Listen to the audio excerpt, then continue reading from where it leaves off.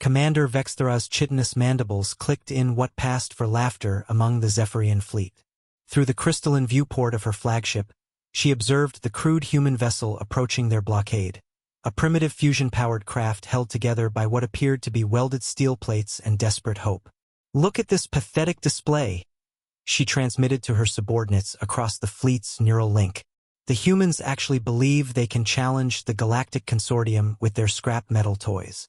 The human ship, designated UES Defiance according to their intercepted transmissions, limped toward the outer rim of the Sol system where Vexthera's armada waited.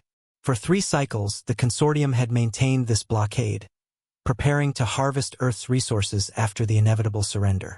Every species eventually capitulated when faced with technology centuries beyond their comprehension. Captain Elena Rodriguez felt the familiar vibration of the Defiance's experimental drive core thrumming beneath her feet.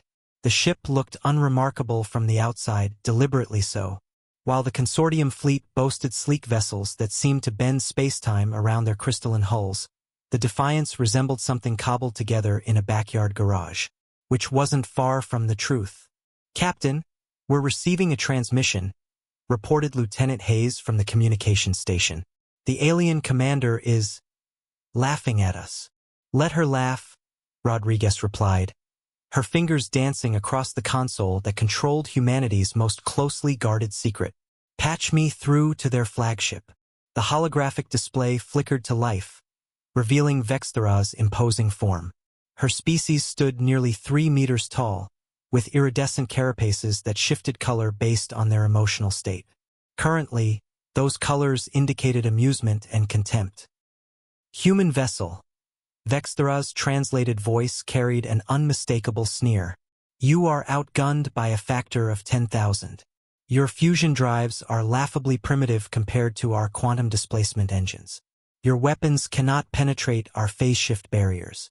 Surrender now, and we may permit your species to serve as laborers in our mining operations."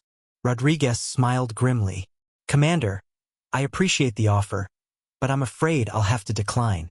You see, we humans have this annoying habit of building things that shouldn't work, but do anyway." "Impossible. Our sensors have analyzed your vessel completely. You possess no technology unknown to the consortium.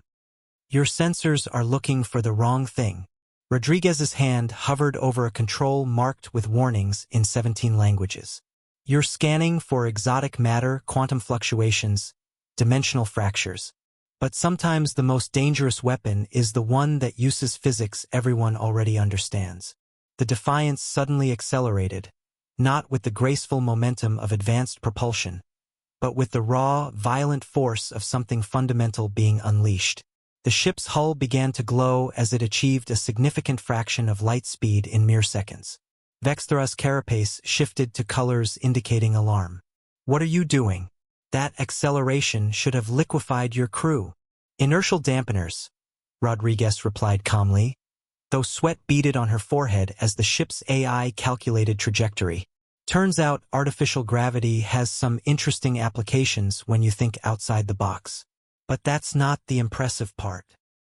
The Defiance was now moving at 12% of light speed and still accelerating. The consortium sensors finally registered what their advanced algorithms had dismissed as impossible. The ship's fusion drive wasn't just providing propulsion. It was converting the ship's entire mass into a kinetic weapon of unprecedented magnitude. "You're turning your vessel into a relativistic projectile," Vexthera whispered, her colors now cycling through the entire spectrum of terror. "Sometimes the old ways are the best ways," Rodriguez said. "Sir Isaac Newton sends his regards." The Defiance struck the consortium flagship at 18% of light speed. The collision released energy equivalent to several gigatons of TNT, tearing through the aliens' phase shift barriers as if they were tissue paper. The explosion was visible from Earth, a brief new star blazing in the darkness. As the shockwave dispersed the remaining consortium vessels, humanity's message echoed across the galaxy. "Underestimate human ingenuity at your own peril."